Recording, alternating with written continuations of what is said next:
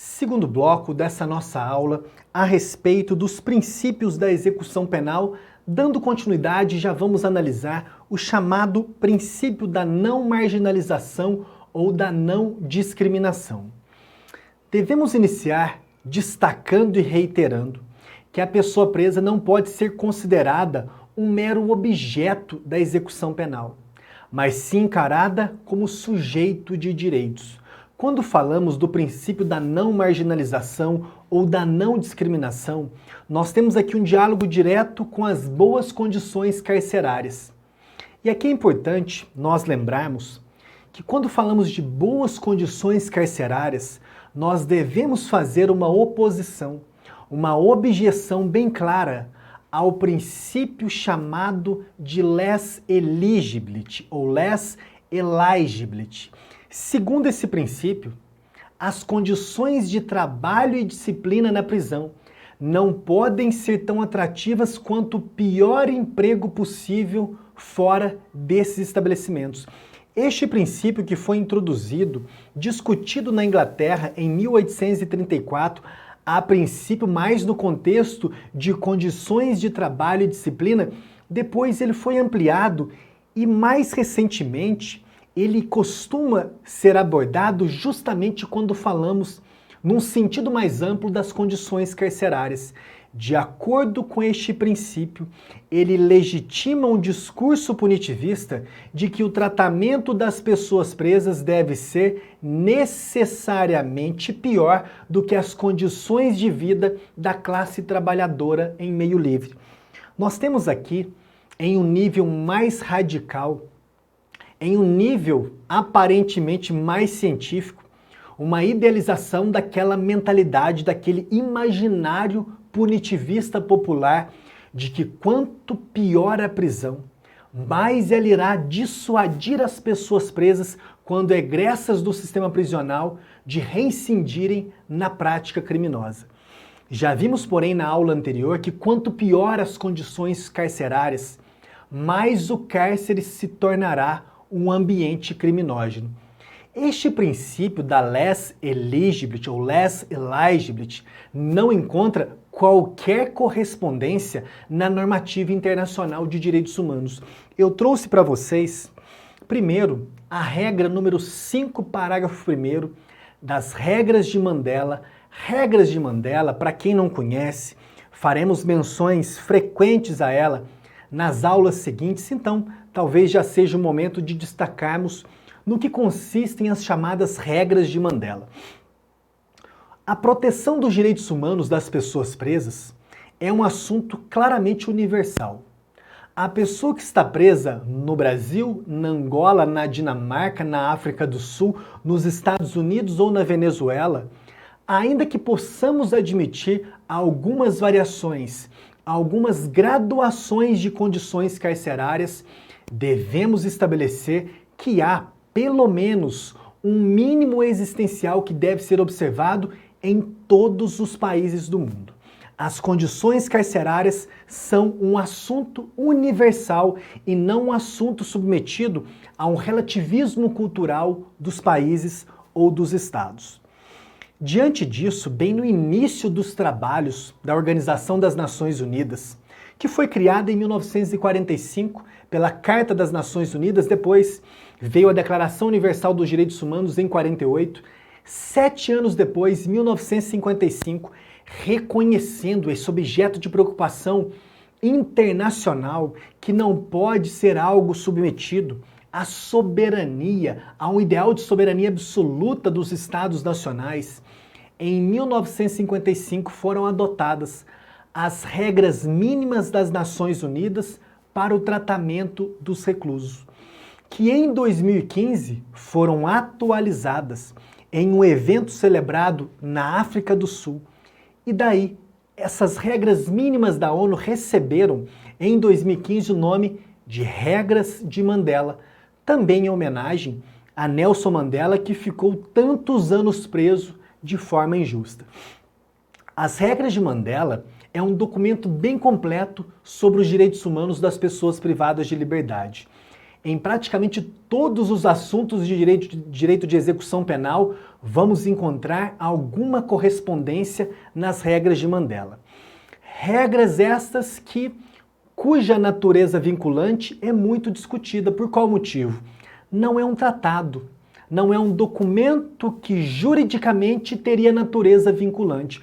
Os tratados, sim, como exige uma manifestação de vontade do Estado para aderir, incorporar na ordem jurídica interna, sim, os tratados vinculam os Estados partes. As regras de Mandela, porém, são um documento de natureza soft law. No entanto, boa parte das suas disposições já ingressaram no domínio das normas costumeiras. E o costume, de acordo com o Estatuto da Corte Internacional de Justiça, um documento anexo à Carta das Nações Unidas, os costumes são uma fonte do direito internacional dos direitos humanos. De modo que é perfeitamente possível sustentarmos, em especial no contexto mais progressista e libertário, de concursos das defensorias, que algumas disposições das regras de Mandela, as mais relevantes, as mais essenciais, alcançaram o domínio normativo de costumes internacionais e, portanto, podem ser perfeitamente invocáveis como parâmetro do controle de convencionalidade. Falaremos mais sobre as regras de Mandela em outros momentos mais oportunos das nossas aulas. Regra 5, parágrafo 1º. O regime prisional deve procurar minimizar as diferenças entre a vida no cárcere e aquela em liberdade, que tendem a reduzir a responsabilidade dos presos ou o respeito à sua dignidade como seres humanos. Vamos encontrar ainda no sistema europeu de proteção dos direitos humanos, que é um sistema que, é claro, não vincula o Estado brasileiro. Os dois sistemas internacionais que vinculam o Brasil são os sistemas interamericano das Américas e, é claro, o sistema global de proteção. O sistema europeu vincula apenas os Estados europeus. Mas é muito interessante o diálogo normativo e também o diálogo jurisprudencial entre os diversos sistemas internacionais de proteção. Nós temos, na feliz e didática expressão da professora Flávia Piovesan, quando ela analisa na sua obra sobre justiça internacional, essas interações entre tribunais internacionais de diferentes sistemas internacionais de proteção, um processo de interamericanização do sistema europeu e europeicização do sistema interamericano. O que significa isso? Um processo de fertilização cruzada, um processo de diálogo mútuo entre órgãos e tribunais internacionais de direitos humanos, o que é muito oportuno, porque direitos humanos é uma categoria universal, de modo que devemos tentar alcançar uma uniformidade de interpretação nos mais diversos sistemas internacionais de proteção. Quando o Tribunal Europeu de Direitos Humanos vai decidir, por exemplo, uma causa sobre direitos das pessoas privadas de liberdade, ele assim não faz somente a partir da Convenção Europeia de Direitos Humanos.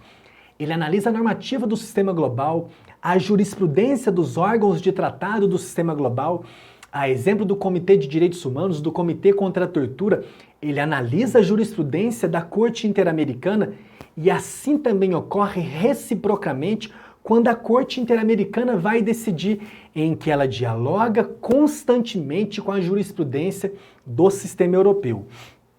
No sistema europeu, nós também possuímos uma normativa de natureza soft law muito relevante, que são as regras penitenciárias europeias, que tem uma redação muito semelhante com as regras de Mandela.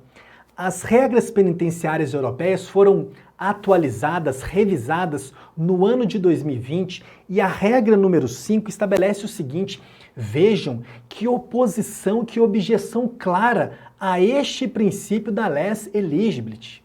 A vida na prisão deve aproximar-se o mais possível dos aspectos positivos da vida em comunidade. Saímos do princípio da não marginalização ou da não discriminação, vamos agora para o princípio da individualização da pena.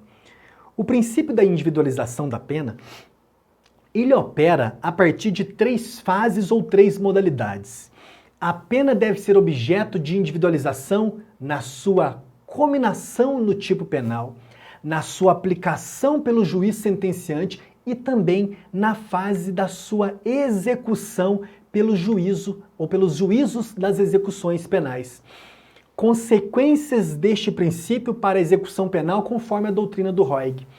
Sentido redutor de danos, como a flexibilização das regras do regime de cumprimento de pena, permitindo a imposição de regime menos gravoso, não em função do texto da lei, mas em virtude da necessidade de individualização, vedação de apelo a considerações relativas à espécie abstrata do delito e obrigação de apreciar o caso concreto sem o recurso a considerações genéricas ou de índole preventiva, principalmente em matéria disciplinar. De novo encontramos este substrato teórico principal da obra do Rodrigo Roig, que é o sentido redutor de danos, que na execução da pena, considerado o princípio da individualização, deve ensejar, inclusive, uma flexibilização das regras do regime de cumprimento de pena. Vamos para o próximo princípio, princípio da intervenção mínima. E vejam que os princípios do direito penal estão aqui com muita frequência incidindo também na fase de execução da pena. O princípio de intervenção mínima no direito penal indica que a intervenção penal somente deve ocorrer como última ratio, como última razão, e deste princípio decorrem as características da fragmentariedade e da subsidiariedade. De acordo com a fragmentariedade, nem todos os bens jurídicos e nem todas as condutas que os violam devem ser relevantes para o direito penal, mas apenas os de maior gravidade. E o da subsidiariedade, a intervenção do direito penal somente pode se verificar quando a tutela de certo interesse ou valor não pode ser proporcionada pelos instrumentos não penais. E este princípio da intervenção mínima também se aplica à fase de execução da pena, seja no âmbito das sanções disciplinares, que como sanções, como penas disciplinares, somente também devem incidir numa lógica de intervenção mínima e também devem incidir quando se trata de aplicação de medidas de segurança, buscando-se aqui uma excepcionalidade da modalidade de medida de segurança mais gravosa, que é a internação. A respeito deste ponto, o Roig coloca o seguinte: da mesma forma que são concebidas alternativas à pena privativa de liberdade, também devem ser estabelecidas alternativas às sanções disciplinares, em especial a de isolamento, em virtude dos danos físicos e psicológicos que provoca. Ainda recorrendo-se ao princípio da intervenção mínima, outras sanções menos aflitivas ao projeto existencial da pessoa presa poderiam ser vislumbradas como substitutivas também à regressão de regime, reduzindo-se assim os danos causados pelo prolongamento do rigor penitenciário. Em resumo, o princípio da intervenção mínima, na fase de execução da pena, trabalha com as distintas modalidades de sanções disciplinares que veremos na aula sobre disciplina e também em outras aulas mais transversais que incidem na fase de execução. Assim como o direito penal somente vai incidir em casos que ofendem mais gravemente os bens jurídicos, também as sanções disciplinares devem observar uma fragmentariedade e uma subsidiariedade desse projeto sancionador na fase da execução penal. Além desse trecho do Roig, para enriquecer a nossa aula, eu trouxe mais um trecho do relatório sobre os direitos humanos das pessoas privadas de liberdade, da Comissão Interamericana de Direitos Humanos, adotado no ano de 2011. Vejam só, neste documento, a comissão advertindo para o princípio da intervenção mínima em matéria disciplinar na execução. As autoridades dos centros penitenciários devem procurar fazer com que o uso dos procedimentos disciplinares seja excepcional, recorrendo a eles quando outros meios resultem inadequados para manter a ordem. Somente deverão ser definidas como infrações disciplinares aqueles comportamentos que constituam uma ameaça à ordem e à segurança. Ademais, prossegue a comissão, tanto as infrações disciplinares como os procedimentos por meio dos quais essas se aplicam devem estar previstos em lei. E a comissão encerra: estas sanções devem ser, em qualquer caso, proporcionais à falta para a qual tenham sido estabelecidas ou cominadas, sendo que o contrário equivaleria a um agravamento indevido da natureza aflitiva da privação de liberdade. Encerramos o princípio da intervenção mínima, vamos para o princípio da culpabilidade, que traz para o contexto da execução penal basicamente as mesmas repercussões que ele traz para o direito penal. O comportamento deve refletir o comportamento que vai resultar numa falta disciplinar. Ele deve refletir, assim como ocorre no direito penal, um comportamento típico, antijurídico e culpável. Lembrando dos elementos da culpabilidade: a imputabilidade, a exigibilidade de conduta diversa e a potencial consciência da ilicitude. A partir desse conjunto de informações, nós chegamos à conclusão a respeito da impossibilidade de responsabilização penal objetiva sem dolo ou culpa, não somente no direito penal, mas também em matéria disciplinar na fase de execução da pena. Uma concretização do princípio da culpabilidade na execução penal, nós vamos encontrar no artigo 45, parágrafo 3º da LEP. São vedadas as sanções coletivas. Interpretando e aplicando esse dispositivo, o STJ no habeas corpus 177.293 assim decidiu: é ilegal a aplicação de sanção de caráter coletivo no âmbito da execução penal, diante, aqui um exemplo de depredação de bem público, quando, havendo vários detentos no ambiente, não for possível precisar de quem seria a responsabilidade pelo ilícito. O princípio da culpabilidade irradia-se pela execução penal quando do reconhecimento da prática da falta grave, que a evidência culmina por impactar o status libertatis do condenado.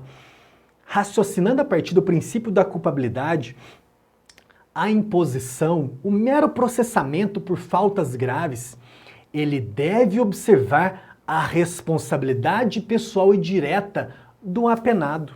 Assim como ocorre no direito penal, no processo penal, o ônus primeiro é do Estado-administração, judicializado perante o juízo da execução penal. Esse ônus não é do apenado, esse ônus é do Ministério Público. Se chega como um fato gerador de um processo administrativo disciplinar que um apenado foi punido pela prática de falta grave, de possuir um instrumento pérfuro, cortante ou que possa atingir a integridade corporal de outro apenado, mas que na verdade era uma cela coletiva com 6 presos e que não se identificou de quem era a propriedade desse instrumento que ficava alojado em determinado espaço da cela coletiva, não se pode imputar essa falta grave de uma maneira coletiva no âmbito da execução penal. Isso é muito importante porque variadas hipóteses de faltas graves são condutas de posse, possuir objetos ilícitos. E isso, principalmente em celas coletivas, em estabelecimentos prisionais, não pode autorizar a imposição da sanção de uma maneira coletiva, sem individualizar a conduta responsável por aquela infração disciplinar. Ainda sobre o princípio da culpabilidade, um outro ponto muito importante, objeto de várias decisões dos tribunais superiores, é o de que não se admite a responsabilidade do preso ou do internado por qualquer ato praticado por seus visitantes, sem que se prove o conluio entre eles. O Ministério Público, com alguma frequência, imputa de uma maneira objetiva e não subjetiva, sem indicar o dolo, que quando um visitante do preso tenta ingressar no estabelecimento prisional com um celular, com uma droga, aquilo automaticamente e objetivamente resultaria não somente em um crime para o visitante, mas em uma falta grave para o apenado. Opa, peraí! Não podemos admitir responsabilização objetiva na fase de execução penal. Ministério Público, Estado, Administração, vocês devem comprovar o conluio. Vocês devem comprovar que a pessoa presa solicitou, exigiu, participou, havia um regime de cooperação entre visitante e pessoa presa. Caio, mas convenhamos, é difícil de provar isso. Se vira Ministério Público, se vira Estado de Administração. A outra via é a da responsabilização objetiva. Vá ouvir o visitante, ouça testemunhas, analise o contexto fático, analise toda a conjuntura fática. Sim, é difícil, mas é mais difícil ainda admitirmos a responsabilização objetiva por uma falta grave a partir de conduta praticada pelo visitante. No STJ nós trouxe apenas um precedente de vários outros que existem em que o STJ fez constar o seguinte: o reconhecimento da prática de falta grave, em razão tão somente da conduta praticada por visitante de estabelecimento prisional, sem a demonstração de elementos concretos, que evidencia o conluio do apenado recluso, viola o princípio constitucional da intranscendência, aqui conectado com o princípio da culpabilidade. Já veremos também logo mais o princípio da intranscendência, o qual preconiza que ninguém pode ser responsabilizado por ato praticado por terceira pessoa. Ainda sobre a matéria, artigo 46 da LEP estabelece o seguinte: o condenado ou denunciado, no início da execução da pena ou da prisão, será cientificado das normas disciplinares. Isso é importantíssimo, mas infelizmente muito desconsiderado e muito não observado na grande maioria dos estabelecimentos prisionais. O preso, num processo administrativo disciplinar, depois se eventualmente judicializado, pode muito bem ser indagado pela defesa. A senhora conhecia que essa conduta poderia resultar numa infração disciplinar? Lhe foi explicado que essa conduta não é admitida no estabelecimento prisional? Se não foi explicada adequadamente, se a pessoa presa ou internada desconhecia o caráter ilícito daquela conduta, nós temos a aplicação do erro de proibição na fase de execução da pena e, a depender do caso concreto, também um erro de tipo. Afastando-se o dolo, não vai se punir, na grande maioria dos casos, a situação de uma falta disciplinar por culpa. Vamos voltar aqui para a tela para mais uma lição do nosso grande amigo e professor Rodrigo Roig. Outra prática tentatória ao princípio da culpabilidade é a imposição de juízos valorativos negativos sobre a pessoa presa. Exemplo: periculosidade, rebeldia, subversão, sem qualquer vinculação com a ocorrência de fatos concretos. Os juízos fundados na culpabilidade de autor como substituta da culpabilidade pelo fato, de fato rompem com a necessária conexão objetiva entre atos do preso e eventos danosos daí decorrentes. Vamos aqui relembrar, para encerrarmos este tópico, de um precedente muito importante da Corte Interamericana, que é o precedente do caso Fermín Ramírez contra a Guatemala. Quando a Corte Interamericana afastou do contexto da persecução penal, e aqui também podemos aproveitar a razão de decidir, a ratio decidente, também para a fase de execução da pena, de juízos de periculosidade, de uma culpabilidade pela condução de vida na expressão do Roxin, de uma culpabilidade que não parte do fato, mas sim de elementos em que o juiz considera na pessoa do réu. Juízos de periculosidade não podem ser utilizados no contexto da persecução penal e também não podem ser utilizados sob pena de violação do princípio da culpabilidade, na fase da execução da pena. Lamentavelmente, porém, conforme veremos em outras aulas, a Corte Interamericana, no ano de 2018, na sua resolução de medidas provisórias, no caso do Instituto Penal Plácido de Sá Carvalho, desconsiderando o precedente do caso Fermín Ramírez contra a Guatemala, repristinou e acabou autorizando juízos de periculosidade no contexto da compensação das chamadas penas ilícitas, admitindo que autores de crimes muito graves contra os direitos humanos, se não forem aprovados em exames de prognósticos de conduta, no Brasil chamados de exames criminológicos, não terão direito à compensação de pena ilícita. Aprofundaremos no caso do Instituto Penal Plácido de Sá Carvalho em outras aulas. Eu vou encerrar este bloco aqui. No bloco seguinte, voltaremos já discutindo o princípio da lesividade.